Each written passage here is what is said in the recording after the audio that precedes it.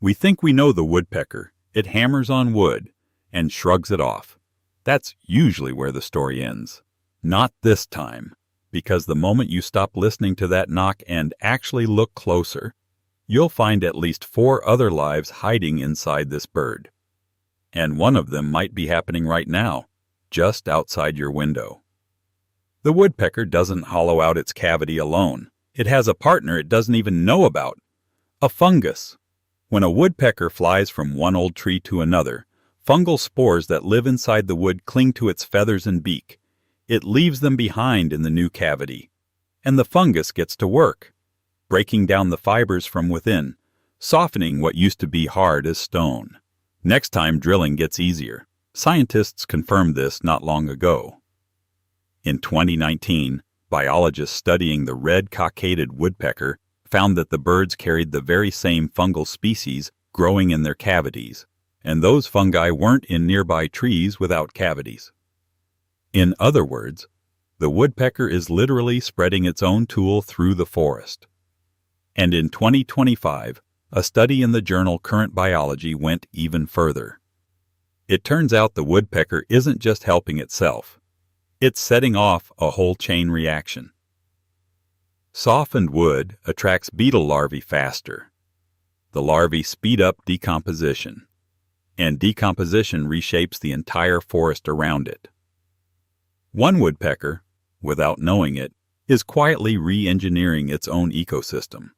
But to actually harvest what it grew, the woodpecker needs one more hidden tool. And this one doesn't sit on the outside, like its beak. It's hidden inside the bird itself. A woodpecker's tongue doesn't even fit in its mouth. It curls backward, running through a bony tract that wraps around the skull and anchors near the top of the head.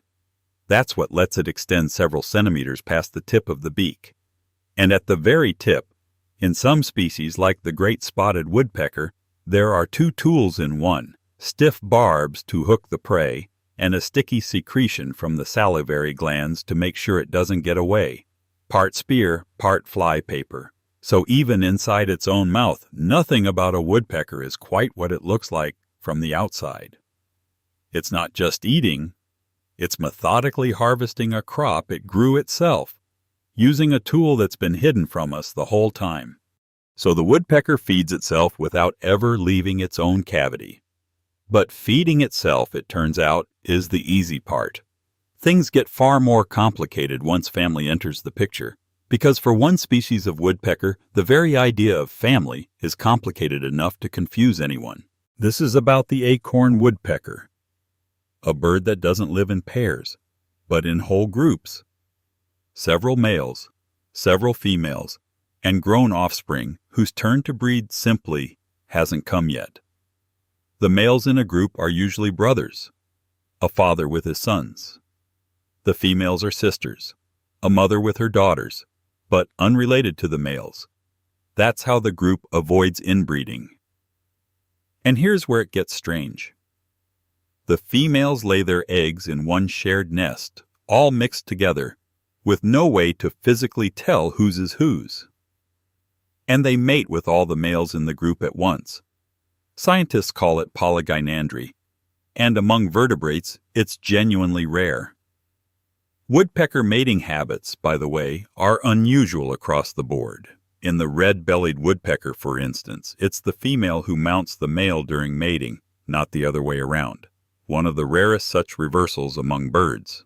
So even the most ordinary-looking woodpecker pair at your feeder might be behaving nothing like you'd expect. If you can't tell your own egg from someone else's, nobody gets an advantage. Research by Walter Koenig at Cornell found that if one female lays before the others, the rest simply destroy it. Not out of spite, to keep things equal. Only once all the females are ready to lay together does the destruction stop, and the group finally incubates one shared clutch. Meanwhile, about half the group doesn't breed at all that year. The grown offspring stay with their parents for years sometimes, feeding chicks that are, in fact, their own siblings, guarding the territory, waiting their turn to inherit a spot in the group or leave to start their own. It's not self-sacrifice. It's a calculation. The chance to one day inherit an entire ready-made territory with years of stored acorns is worth the wait. Speaking of stored acorns, that same group spends years filling one tree with its harvest, drilling thousands of tiny holes in the trunk and hammering an acorn into each one, canning it for winter. A single tree like that can be used by generations of birds for decades. What you end up with isn't just a bird family, it's an entire social system, with rules of inheritance, mating alliances, and a war for equality, every bit as complex as a human commune. A community like that can hold together for decades, but the whole time it has one weak spot: home. The woodpecker builds, hands down, the finest real estate in the forest. Dry, warm, move in, ready. And that's exactly where its biggest vulnerability lies. It's not the only one who knows it. Owls, screech owls, saw-whet owls, don't build nests, not a single one, in their entire lives. So they simply wait for a woodpecker to carve out a cavity, finish using it, and move in right after, often into that exact same hole, year after year. And that's the peaceful part. The cavity's already empty. Far more serious is the conflict with another contender, the starling. Not a native one either, but a species brought to North America from Europe, and it turned out to be far more aggressive than any woodpecker. A starling doesn't wait for a cavity to open up. It evicts the owner by force, right in the middle of nesting, eggs or chicks still inside. There are documented observations of the same woodpecker pair over 5 years. In that time, starlings killed at least 7 chicks inside the cavity and seriously injured both adult birds, using a sharp ice-pick beak straight through the skull. And the woodpecker doesn't always win, even defending its own home. And that's not even the most brutal neighbor in this story.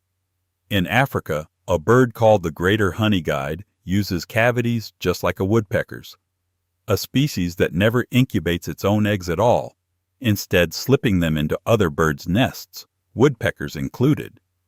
Its chick hatches before the others, with a hook on its beak, built specifically to kill every other chick in the nest in the dark of the cavity before their eyes ever open.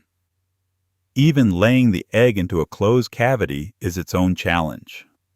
Recent observations found that birds with a similar strategy use 2 different methods, either tossing the egg in from outside through the entrance or risking a full climb inside. More accurate, but easy to get stuck. It seems the species uses whichever method is less risky in the moment. From the outside, it looks like the most ordinary cavity in a tree trunk. Nothing remarkable.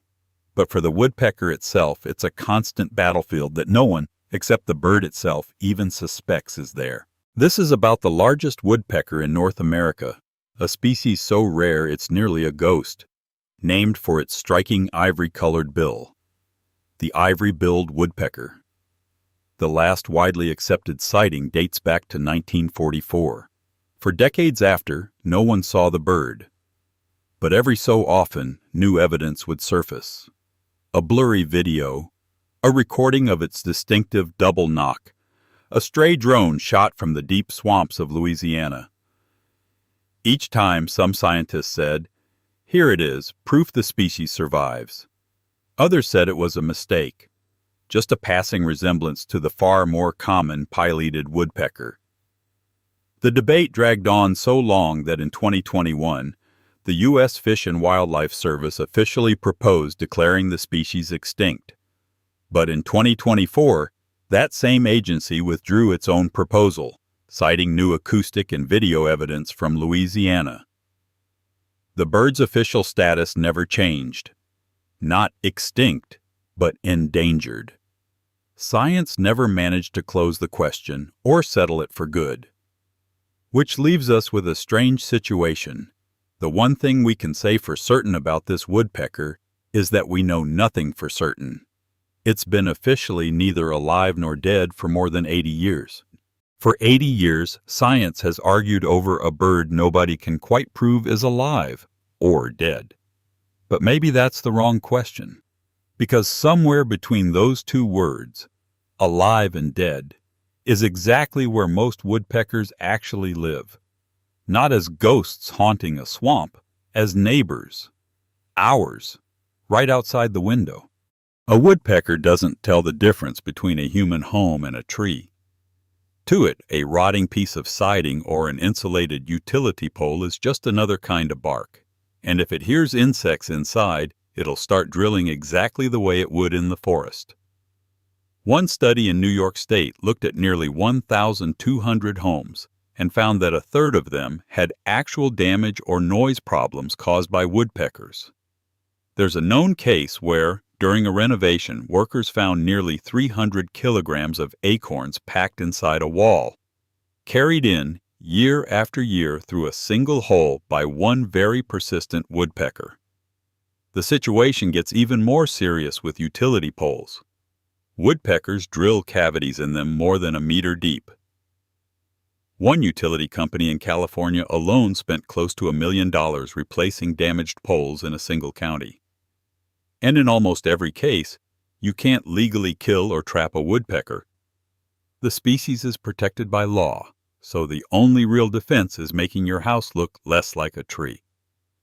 But this same bird also plays a far less visible role. By hunting bark beetles and other wood-boring insects, woodpeckers can cut their numbers on a single trunk by tens of percent, and across an entire stretch of forest almost eliminate them completely.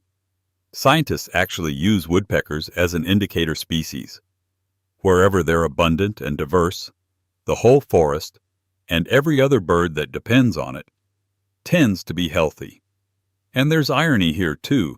The red cockaded woodpecker, one of the rarest woodpeckers, itself endangered by the loss of old-growth pine forests in the southeastern U.S., sometimes falls victim to the larger, more aggressive pileated woodpecker which raids its cavities.